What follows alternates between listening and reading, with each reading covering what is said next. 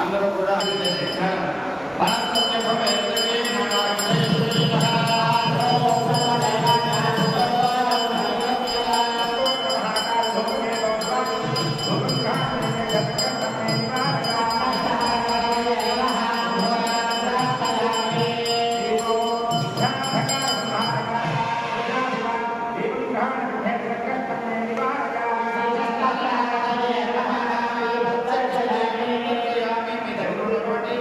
దీపాలకి అక్షతలు వేసి నమస్కారం చేసుకోండి, లేకపోతే ఇక్కడ ఉన్నటువంటి దీపానికి నమస్కారం చేసుకోండి.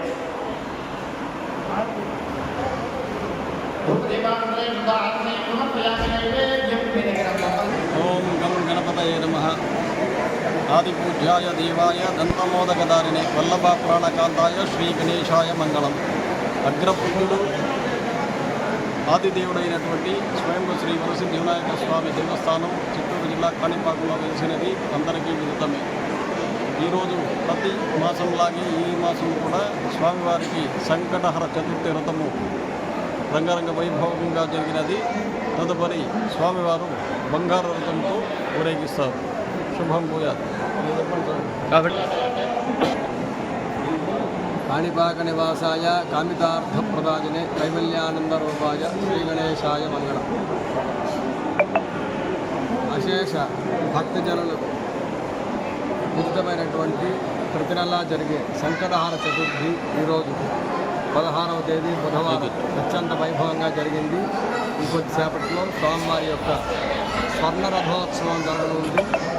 భక్తులందరూ కూడా స్వర్ణరథారుడైనటువంటి స్వామివారిని దర్శించి ధరించవలసిందిగా కోరుకున్నాం.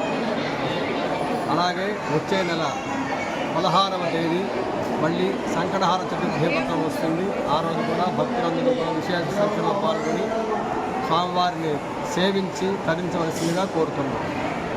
ఓం గణేశాయ నమః. ఈరోజు మన వరసిద్ధి వినాయక స్వామి దేవస్థానం కాణిపాకం ముందు సంకటహార వ్రతం జరిగింది. గణేష వ్రతం జరిగింది. 400 మంది జంటలు ఈరోజు ఉదయం సాయంత్రం ఈ వ్రతంలో పాల్గొని వ్రత పూజా విధానంలో పాల్గొని గణపతి యొక్క కృపా కటాక్షాలను పొందారు. అదేవిధంగా వచ్చే నెల 16వ తేదీ మీకు కూడా వస్తుంది.